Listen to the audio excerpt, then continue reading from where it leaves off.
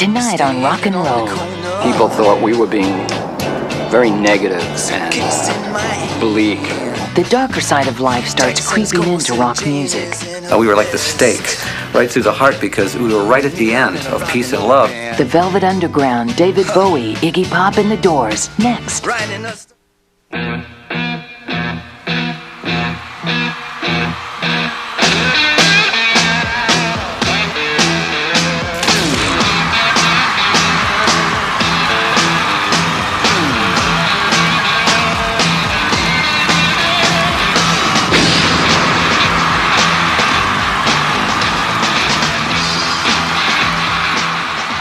Funding for Rock and Roll is provided by the Corporation for Public Broadcasting, the annual financial support of viewers like you. The Experience Music Project, a celebration of creativity and innovation through American popular music and culture, opening in Seattle in 1998. The National Endowment for the Arts. Radio Shack, with its line of Optimus audio equipment, official sponsor of the Rock and Roll Hall of Fame and Museum. To order the companion book to Rock and Roll, call 1-800-255-9424. This hardcover edition is available for $40 plus shipping and handling. Coming in from London from over the pole, flying in a big airliner. In the late 1960s, the Woodstock generation thought it could change the world through its music and its philosophy of peace and love. But as that dream started to fade, new musicians emerged to challenge that optimism, sometimes aggressively. Using the rock stage almost as a theater, they acted out the fantasies and insecurities of themselves and their audiences in a more uncertain age.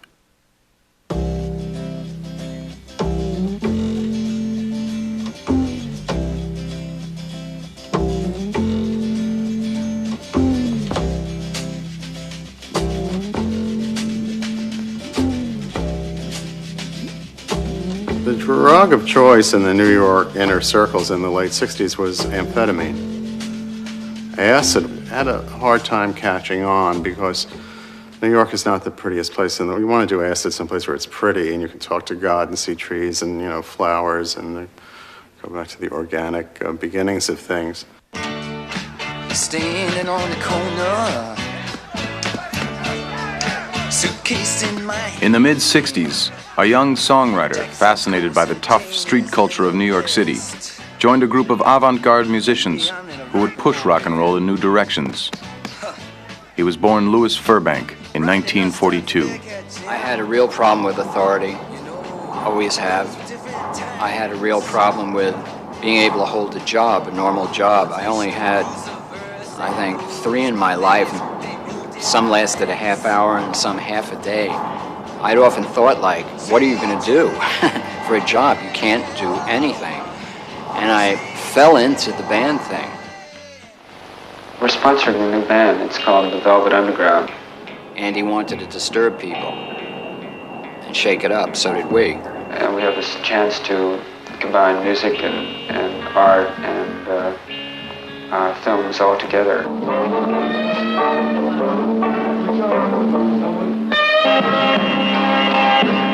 When the Velvet Underground started in 1966, they were considered a stunt group formed by Andy Warhol for publicity.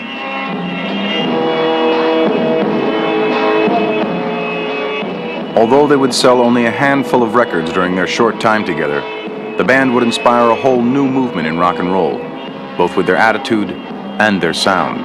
Down your sins of streetlight fancies, chase the costumes she shall wear. What I was really trying to do was to try and get a Phil Spector sound by taking the harmonic basis, the real bare bones of a song, and finding out whether one chord would work throughout the whole song.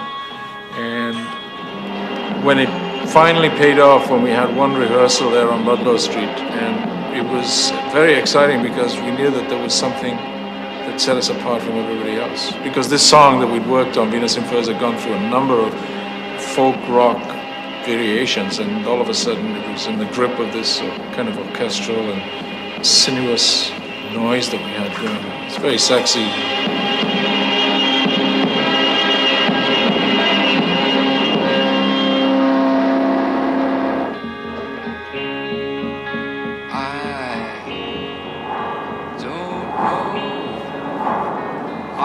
I love Raymond Chandler. That blonde was as pleasant as a split lip. His manicure made his thumb look like a glistening ice cube. It's those incredible images in this very, very simple language. And I thought a rock and roll song that contained that kind of language would be just fantastic. When I put a spike into my vein, and I tell you things aren't quite the same. At the time, people thought we were being very negative and bleak and dark and anti, whereas as the lyricist, I thought we were an accurate reflection of segments of New York that you can't ignore, and things that were happening and were going to happen on a larger scale.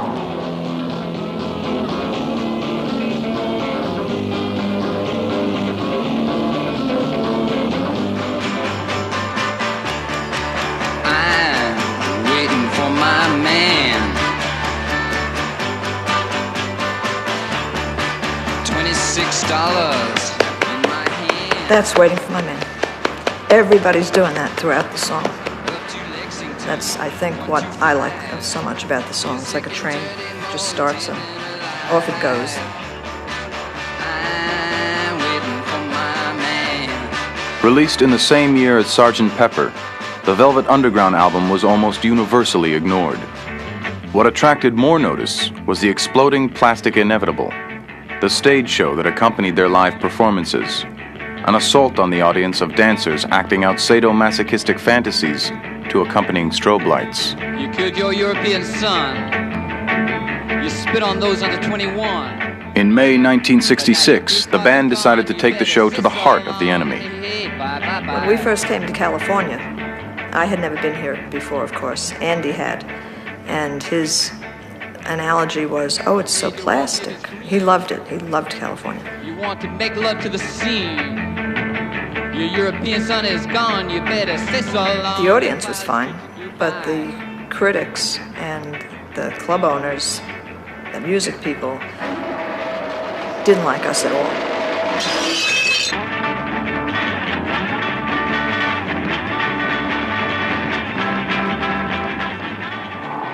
I saw this as this terrible, terrible influence of the virus and disease of New York City into the beautiful new counterculture of the West Coast. I think generally that we just felt happy in being ostracized by both the West Coast and by the Woodstock generation. We, at the end of the show, if I could call it a show, we got into feedback, and we were all leaning guitars and everything against the amps, and it made this wall of feedback, and we left the stage.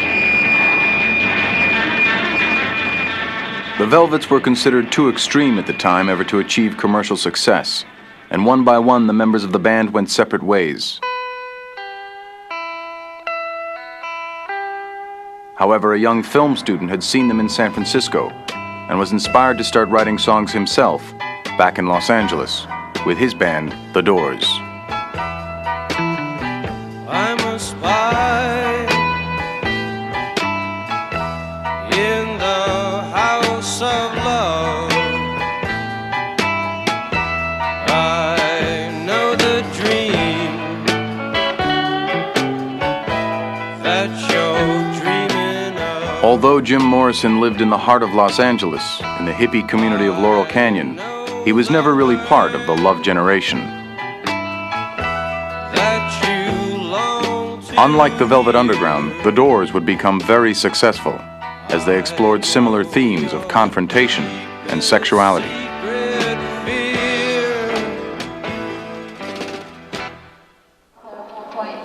Name? Robbie Krieger. Name? John Densmore. Name? Raymond Daniel Manzar.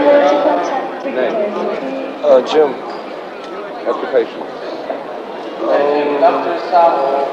Break on through to the other side. Break on through to the other side. Break on through to the other side, yeah. For Break On Through, their first single released in 1967, the Doors used their filmmaking skills to shoot their own promotional movie.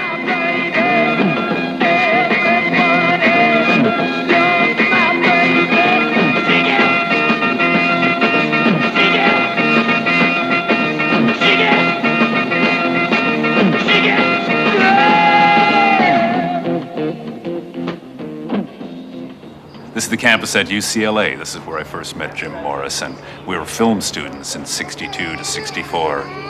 The idea of making a film is a dramatic structure, and I think the fact that Jim went to the film school, I went to the film school at UCLA, carried over into our music. It gave us a sense of drama.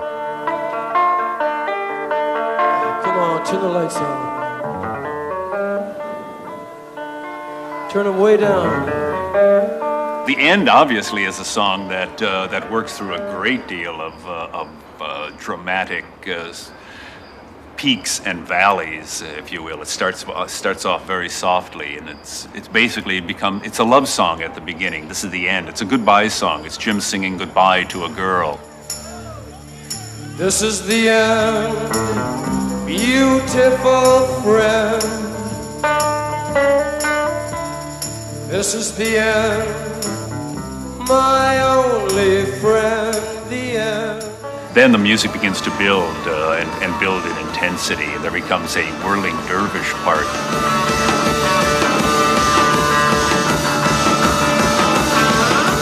The tempo of the song increases. Now this is the dramatic structure again of a film, increasing in structure, increasing in editing, increasing in intensity with which the Doors are playing.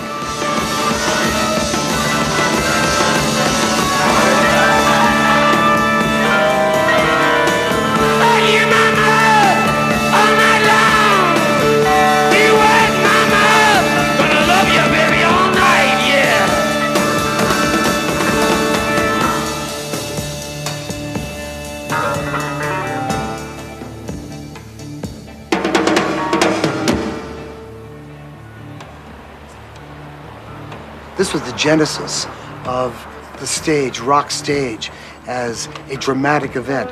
Before that, you had your stage lights, a follow spot, people got up there, performed their material, sometimes waved their arms a little bit, but there was no drama. The Doors brought drama.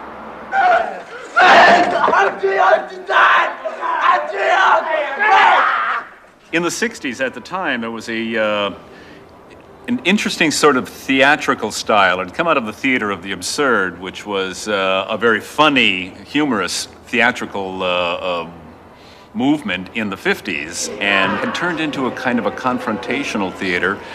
And Morrison picked up a great deal of his way of confronting the audience from Julian Beck and the Living Theater.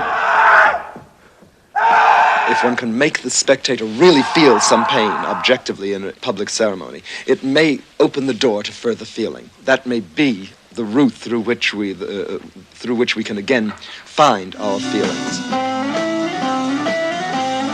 Morrison took Julian Beck's message to heart and created his persona of the threatening Lizard King, prepared to do anything to provoke an audience out of what he saw as its apathy.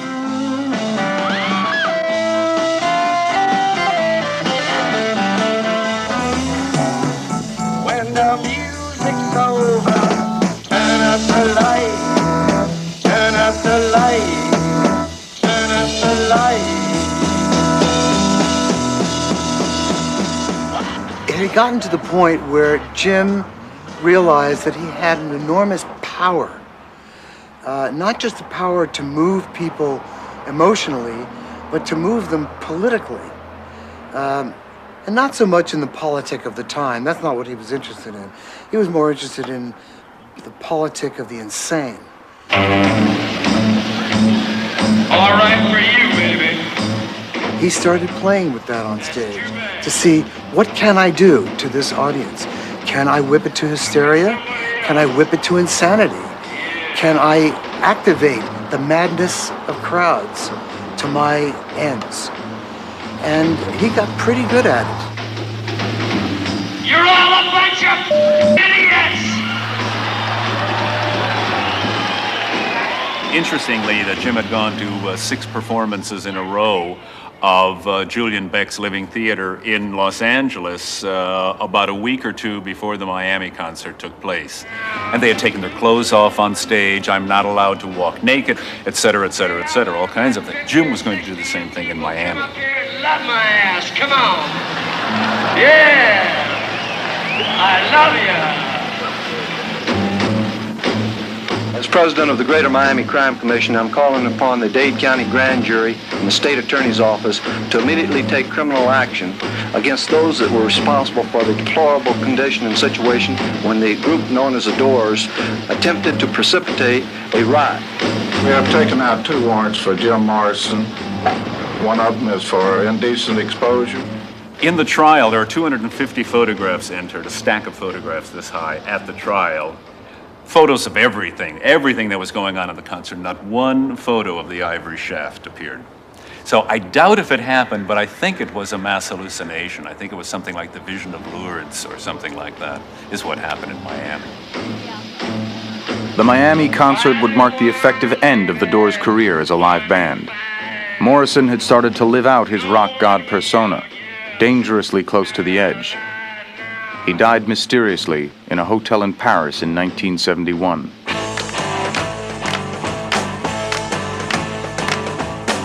Another performer would emerge from the Midwest near Detroit to assume Jim Morrison's mantle and wear the leather trousers.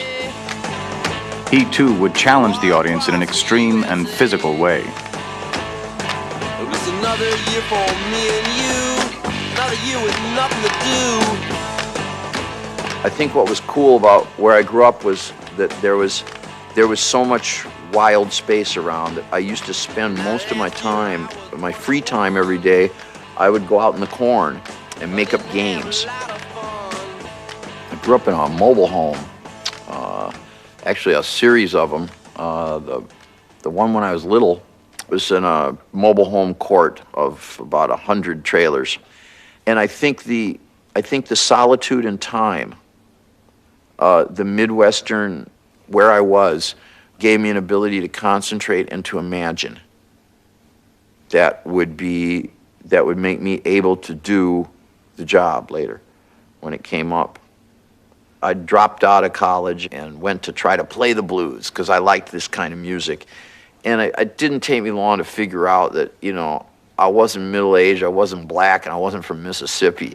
But how about if I could take those ideas but do that from the point of view of our life back in Michigan. Since we broke away for our message, Iggy has been in the crowd and out again 3 different times. They seem to be enjoying it, and so does he.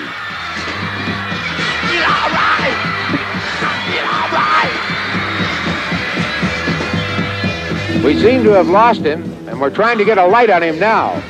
The Doors were very key for us. I would listen a lot to what he was doing, and the Velvet Underground, who were very, very, very avant and very key for us at the time. But still, it was mainly about clang bang, clang clang clang bang bang bang, loud and annoying. And the more annoying it was, the better.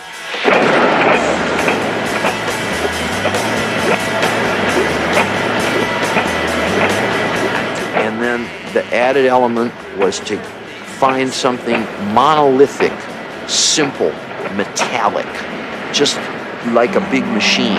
And the way I got into that was because you'd go to the Ford plant, you watch the drill press, and that's such a great sound. And each one is another Fender,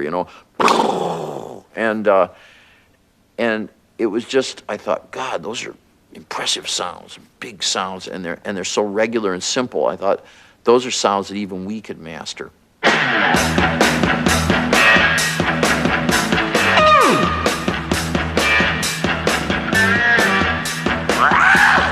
At first, we'd just have any old riff that was okay. and we'd go along and play it for a while, and I'd sing whatever came into my head, and I would change the song every month. And I would act it out and dance around, and I was taking my feeling and my dances from a combination of the things I felt when I was walking around on drugs, the things that I saw American Indians do, and also dances that I'd seen done in Chicago at the blues bars. You had rowdy elements in the audiences in Michigan, and also you had kind of resistant elements. And so I started mixing it up with the crowd, and if they wouldn't give me what I wanted, I would go out and take the show to them. No fun, my babe. No fun. All sorts of things started happening. Sometimes just for the fun of it, I'd do what little kids do when they want to get attention, which is just stand really still and then pretend I was falling on the floor, except I'd do it falling off a stage and fall on top of somebody. Sometimes I'd lose my clothes, and I got busted for that a couple times. Other times I'd get nicked up myself. Maybe I'd nick myself with a drumstick or something if I was nervous or uncomfortable. Different things would happen. There was a big period when I got into this routine of I would go out and just find the prettiest girl in the crowd and seize her, because it was a great way to meet girls. Basically, I mean, hey, I've got a band, I'm in town, let's get something out of this. I'm not getting paid that much, right? And we started getting a big following, mostly disaffected high school kids, unemployed people, or mentally deranged people. People that come back from Vietnam always liked us. Iggy, who hero-worshipped Morrison, carried his idea of taking the show to the audience just one step further. That's peanut butter. But the Stooges' career as a band was dogged by increasing problems with drugs, and their first album, produced by the Velvet Underground's John Cale, sold poorly. Another performer from Detroit would, like Iggy, do things a little differently.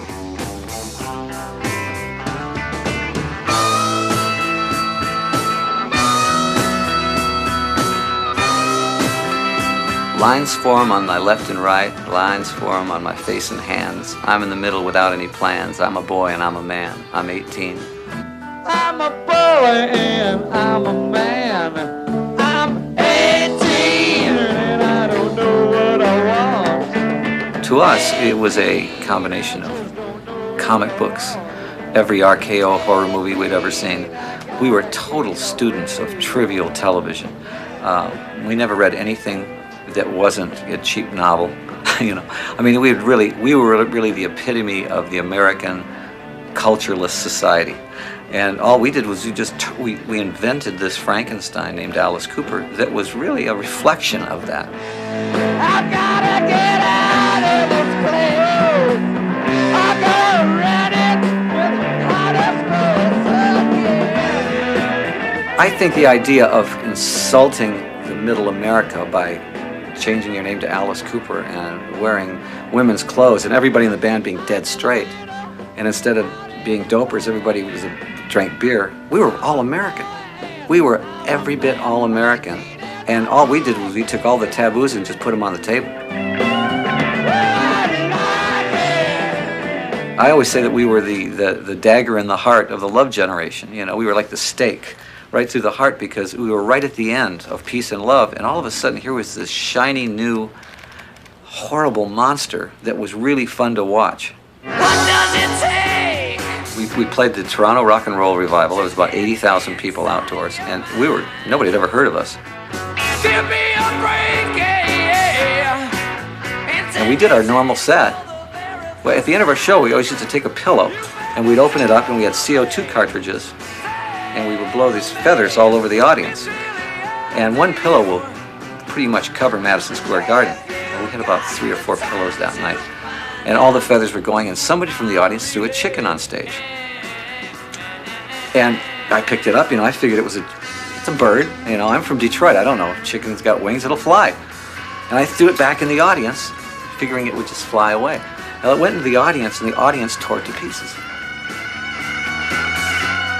Next thing I knew, in the paper was Alice Cooper tears chicken to pieces and bites head off and drinks blood.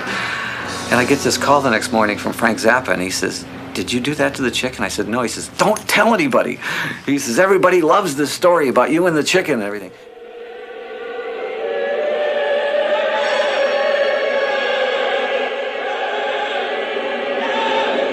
It was a British artist who would develop an even more extreme image of the rock star as a glittery creature from another planet.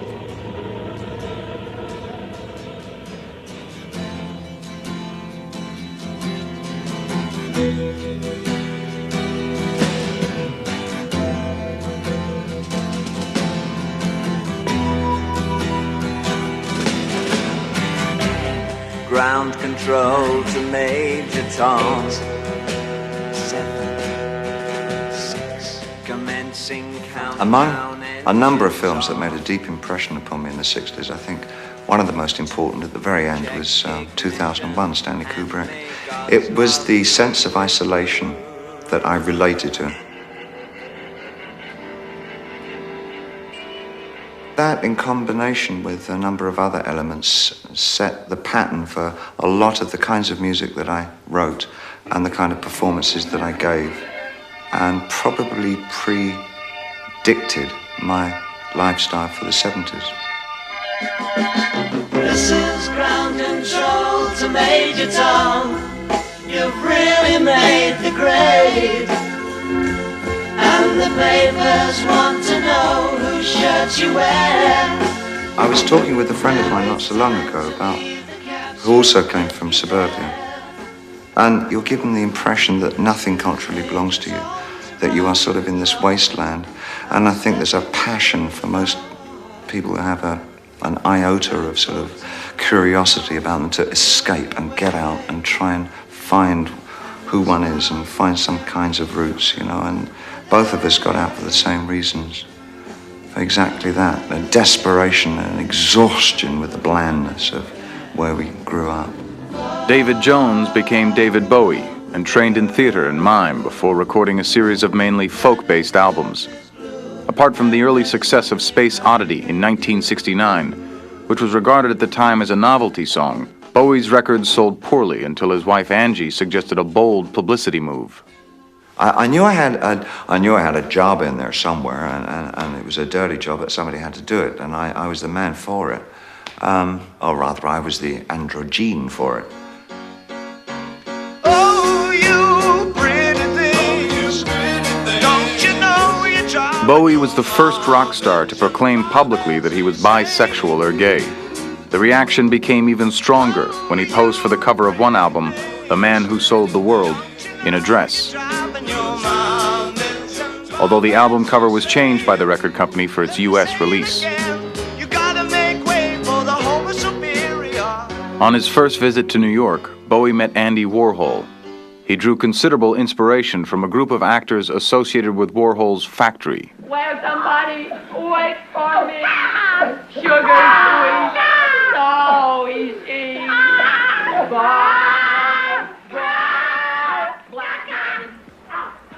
When I was doing Andy Warhol's Pork in New York, they said Pork was nothing but a bunch of naked freaks running around on stage doing perverted acts, you know. And we were going, yeah, come see the show. Anyway, when Bowie and Angela came to see Pork and she started to meet all the cast of Pork, people were dyeing their hair purple and green. Lee was coloring his hair with magic markers. We wore our fingernail polish out in the clubs. We wore our fingernail polish on the street. We dressed, you know, just as crazy on the street as we did on stage. Angie began to push David in that direction. Without any of that, David would have just continued having long floppy hair and singing folk songs.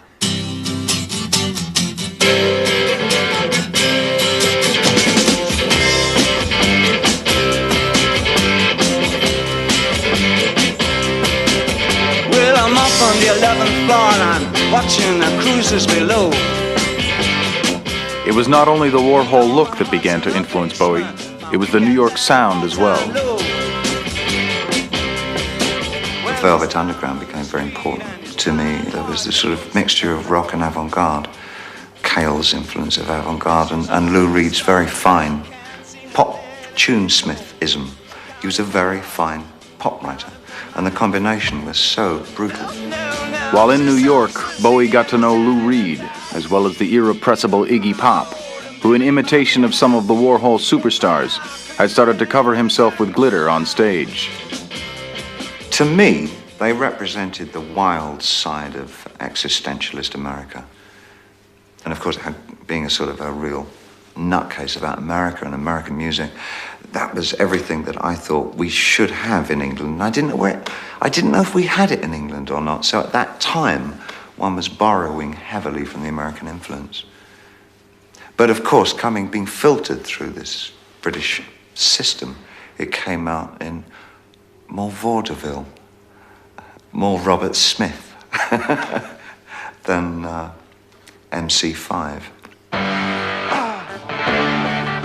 The result was Ziggy Stardust. Ziggy play guitar, jamming good with Weird and Gilly, and the spiders from Mars. Ziggy was unveiled to the British public in 1972 in a series of small concerts. Finally, Bowie had found the combination that was going to work. And then we were sick and spare. Ziggy kind of exploded overnight.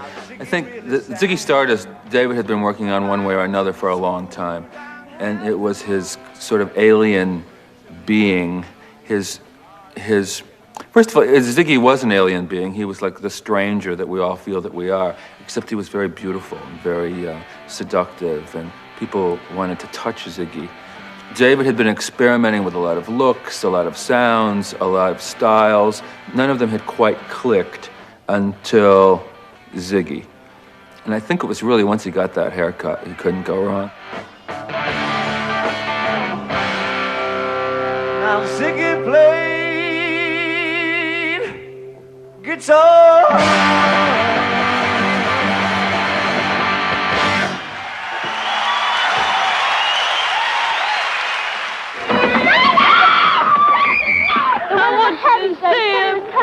They said he was coming round the back. I've been waiting for ages to see him. 9 o'clock. Why are you so upset? He's smashing. You're David Bowie's wife, right? Yes, I am. What's it like with all these girls loving your husband so much? Absolutely fabulous. Wouldn't you love to be loved by so many?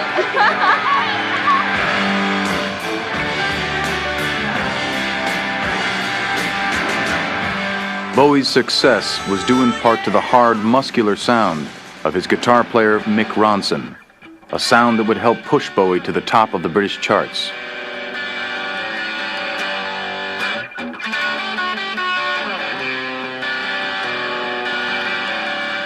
But Ronson could also play in a reflective style that gave the Ziggy character a real depth and range. When I first heard him play, I thought, oh, that's my Jeff Beck. He is fantastic. This kid is great. And so I sort of hoodwinked him into working with him. I didn't quite actually have to tell him in the beginning that we'd have to wear makeup and all that. Because Mick came from Hull, you know, and was very down to earth, as was the rest of the Spider. You know, what do you mean makeup? I said, well, you know, it might sort of... And so I reverted to things like, you looked very green tonight on stage. I think if you wore makeup, you'd probably look a little more natural looking. And sort of lies like this, and gradually got them into sort of, you know, areas of costume and theatre. And actually, when they realised how many girls they could pull when they looked so sort of otherworldly, they took to it like a fish to water.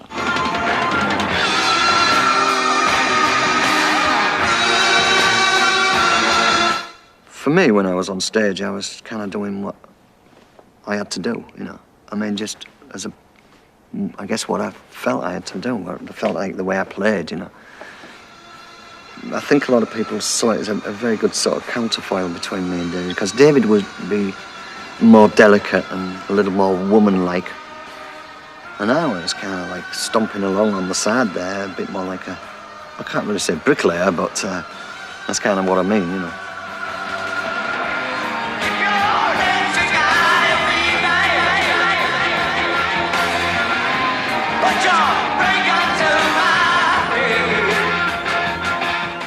I'm very much a character when I go on stage, I feel. I mean, Like an actor? Yeah, I believe in my part all the way down the line, right the way down.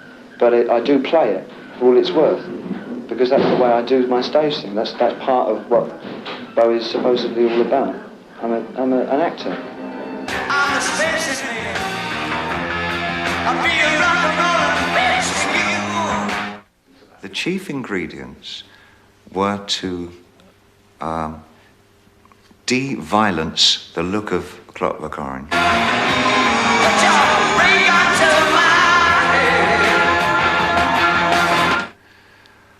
Evoke the mystery of kabuki and no theatre.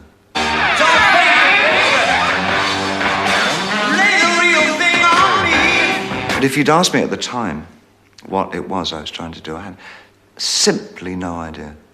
All I knew it was, and I sound like a parrot saying this, but it's true, and this otherness, this other world, an alternative reality, one that I really wanted to embrace. I wanted anything but the place that I came from.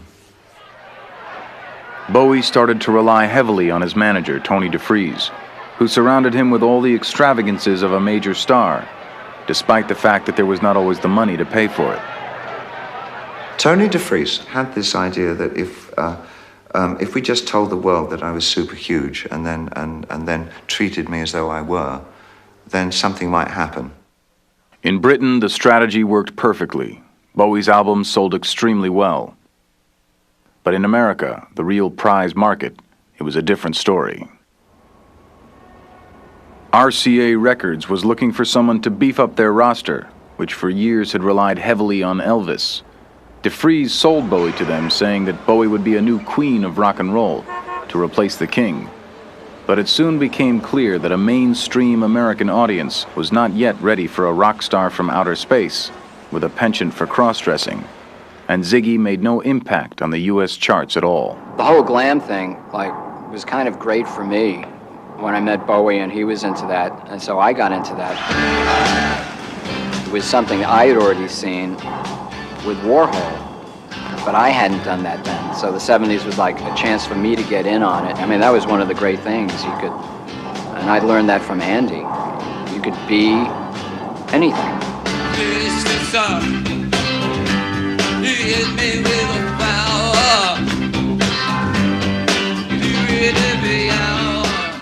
When Bowie met Lou Reed again in New York, Reed was at a low point in his solo career after leaving the Velvet Underground.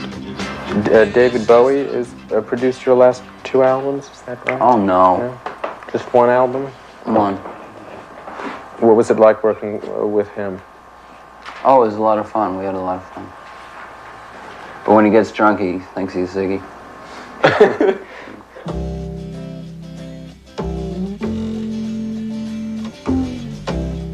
Working with Bowie, Reed drew on the people who had inspired him in the first place, the hookers, the junkies, and cross-dressers of New York street life.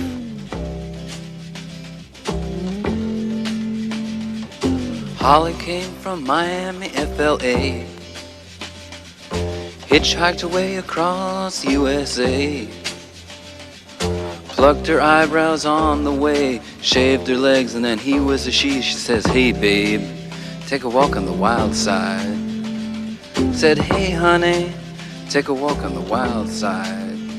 Walk on the Wild Side had been banned from the BBC, as it was banned in the United States. What kind of repressive culture would ban a song? Candy came from out on the island. In the back room, she was everybody's darling.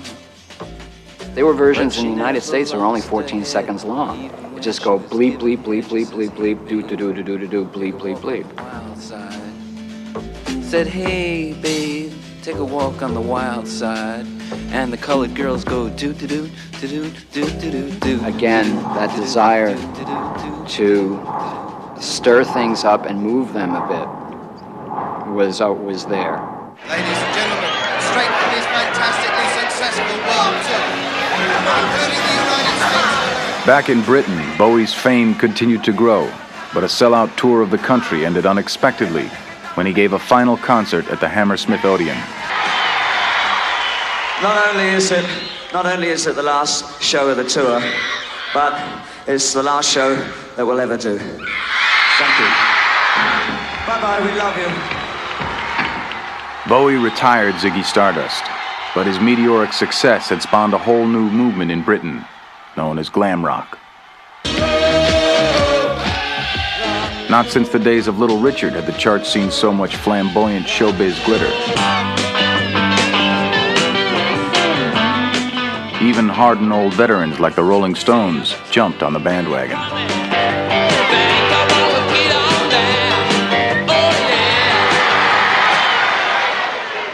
By June 1974, Bowie was ready for something new, another assault on America. I'm an alligator. I'm a mama, papa, calling for you. How was the space invader? I'll be a rock and rollin' bitch for you. Keep your mouth shut. For his Diamond Dogs tour across the United States, out went the makeup and stockings, and in came nicely cut soul boy suits. I started writing songs city by city. The one that I immediately remember, of course, is Gene Genie, was definitely out of Detroit and focused around Iggy. An Iggy-type character, to be fully fair. It wasn't actually Iggy.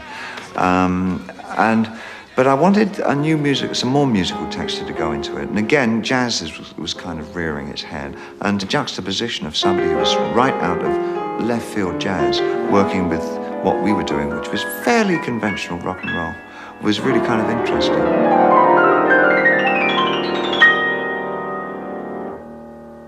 When I played the tune Time during the Diamond Dogs tour, it was a very theatrical tour, and the band was actually in the pit. It was very much like taking a musical Broadway on the road, a show on the road. And it had a 1920s and 30s setting feel, and I played like a swing-style piano, stride music it was called, in fact, with avant-garde touching. So you'll hear it was something like this.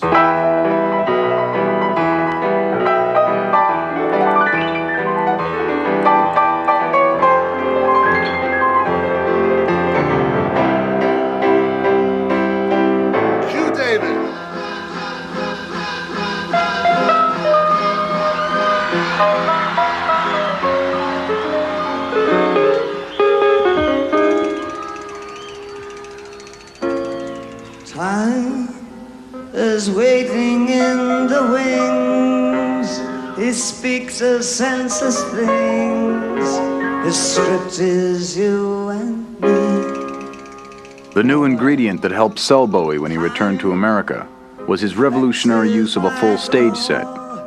Bands had used light shows before, but this was the first time that a rock star had gone to a team of Broadway designers.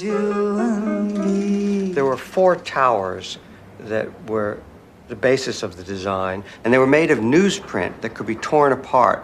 So Bowie actually climbed one of these towers and destroyed the building during the concert. There was also a bridge across here, and during the concert, the bridge lowered down to the stage so that he could step off of it and sing downstage. And then at the end, it raised up again. And a cherry picker arm. Ground control to Major Tom. There was a door that opened up, and this cherry picker arm came forward Countdown engines on. and extended out over the first 6 rows of the audience. Check ignition and may God's love be with you. The first time a cherry picker, I think, subsequently used by many others, was used in rock and roll. It was standing upright like that with an office chair on the top, and it was set in the window of a skyscraper, and I was sitting on the office chair on a telephone like some kind of male secretary. And the cherry picker started coming out, and it went out about 40 foot over the audience's heads. And because of the beautiful lighting that we had, you didn't see the rest of the cherry picker, you only saw the office chair suspended out there.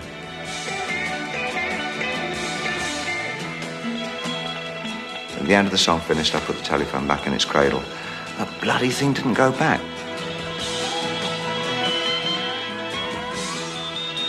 So I was just stuck out there. What the hell am I going to do out here?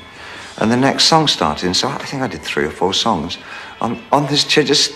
I thought, what am I going to do when the show finishes? I can't go anywhere. I'm going to have to jump. They'd better catch me. I thought, no, Iggy's already done that. The press loved it, and the tour sold out in increasingly larger venues.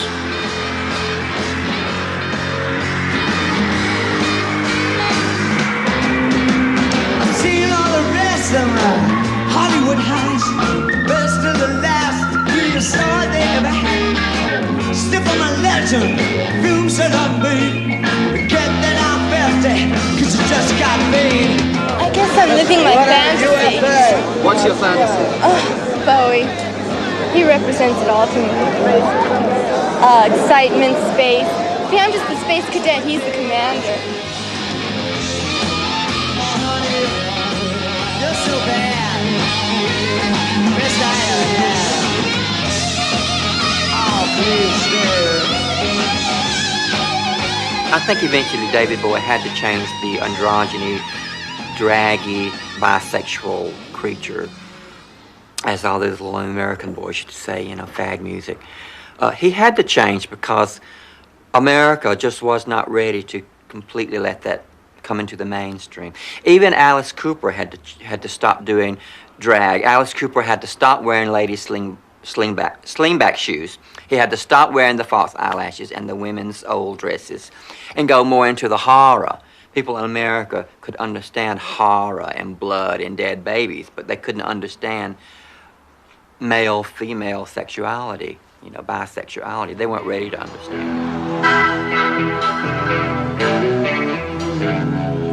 Alice had indeed gotten into horror. He, too, had come to develop a bigger stage show. Welcome to my nightmare. I think you're gonna like it. I think you're gonna feel it live. It got to a point where we were drawing enough people where we could see, well, we could do a football stadium. We could go ahead and do a football. But in order to fill that kind of a stadium, we had to do a bigger show. And we had the means to do it. We actually had the money to do it, so we did.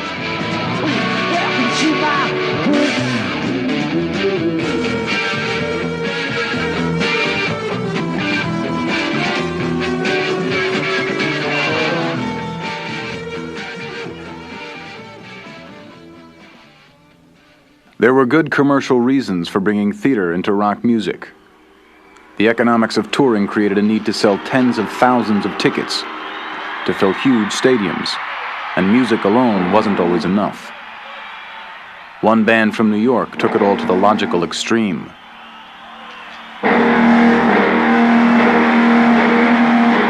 With their pyrotechnic stage show, Kiss would sell more records than Bowie, Alice Cooper, and Lou Reed combined. When we were growing up, I imagine there were many people who were drawing pictures of the race car that they wanted to own someday. I think we probably were different in that during school we were probably drawing pictures of what the ultimate stage would look like for a rock and roll show. The difference was we reached a point where we would take that drawing to somebody and say, build this. This is the model of the Kiss Destroyer Tour in 1976.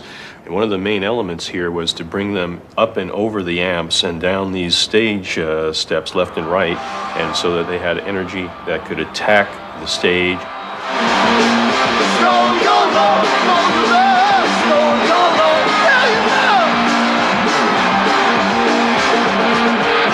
As far as the makeup went, let's face it, when you play someplace like this, you better make sure you can be seen by the last row. You want to know that somebody down there doesn't look on the stage and go, is that an ant? Or is that Paul? Is that Gene? It was a sentiment that was to be shared by many in the business. If you wanted to be big, your set had to be big as well. Without a fleet of trucks big enough to transport a circus, no rock band was really in business. The whole industry was beginning to change. When the artist Guy Paylart painted his fantasy portraits in 1973, he showed rock stars living in an increasingly showbiz world of cabaret and limousines. There's an underlying unease here, definitely. You can feel it in every... Meanwhile, Bowie himself was in trouble. avenue. Despite the success of Diamond Dogs, DeFree's heavy spending had finally bankrupted his company, and Bowie had developed an increasingly heavy cocaine habit while living in Los Angeles. Is there anything behind us?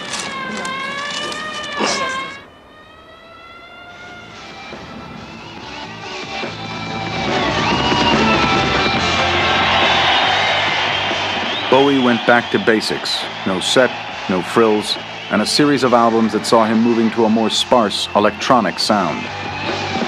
Return of the thin white tube, glowing darts in lovers' eyes. Here are we. He also made a surprising move away from America. Well, okay, personal reasons for going to Berlin were really to get me out of Los Angeles, which at the time I knew nobody but bad people, and I was doing nothing but bad stuff. In fact, Berlin was in many ways the perfect place for Bowie. It had been a kind of spiritual home for this whole movement of rock and roll. Lou Reed recorded an album called Berlin without having been there. In Berlin, by the wall. The Doors covered Kurt Weill songs, and now Bowie was to be joined there by another survivor of the era. Meine Damen und Herren, Mesdames et Messieurs, Ladies und Gentlemen. Iggy Pop had also been managed by Tony DeFries, and their partnership had ended in tears. He, too, needed a change. I'd always been fascinated with the Germans.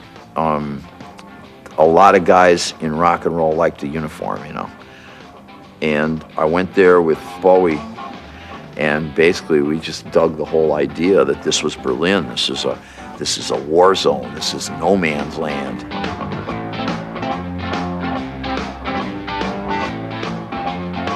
And I had this book of Jim Morrison poetry, and one of the poems in it was about modern life as a journey by car. I am the passenger, and I ride and I ride. I ride through the city's backsides. I see the stars come out of the sky. Yeah, the bright and hollow sky. You know, it looks so good tonight. Heroes and Lust for Life were both pure German products. The studio where those were made had a gun turret, a lookout post for the guys who would watch to try to keep people in the East, straight out the window of the control booth, and sometimes they'd wave to us. It's a hell of an atmosphere. Absolute Ruhe, bitte.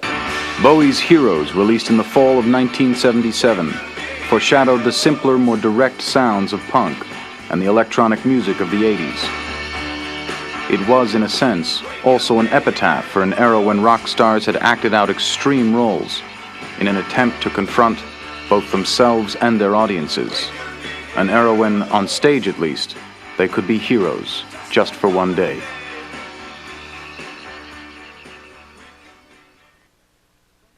Coming up next on Rock and Roll. Funk is rhythm and blues without rules. James Brown puts the funk into soul music and becomes godfather to a whole new sound. Sly Stone is like the Bach of rhythm. The music gets funky next on Rock and Roll.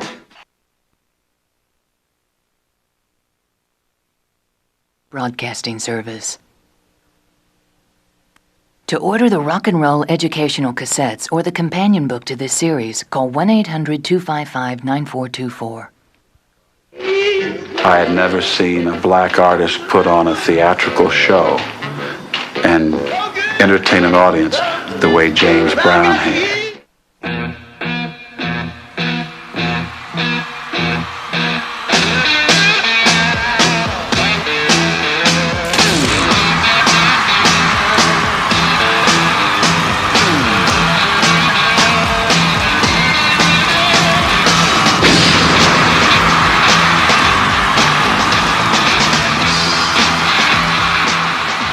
Funding for Rock and Roll is provided by the Corporation for Public Broadcasting, the annual financial support of viewers like you. The Experience Music Project, a celebration of creativity and innovation through American popular music and culture, opening in Seattle in 1998. The National Endowment for the Arts. Radio Shack, with its line of Optimus audio equipment, official sponsor of the Rock and Roll Hall of Fame and Museum. To order the companion book to Rock and Roll, call 1-800-255-9424. This hardcover edition is available for $40 plus shipping and handling. R-E-S-P-E-C-T, find out what it means to me. R-E-S-P-E-C-T, big ass T-B-B. In the 60s, black music was enjoying its greatest commercial success, from the gospel-inspired soul of Aretha Franklin to the pop-flavored romance of Motown. You know you could have been some honey. Well, you could have been anything. But there was a revolution brewing. It was a revolution in rhythm, and its leader was James Brown.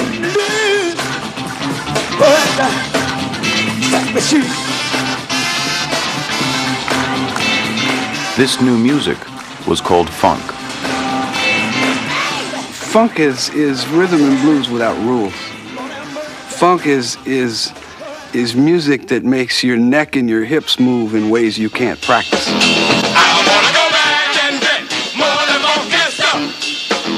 In the 70s, funk signaled a new era of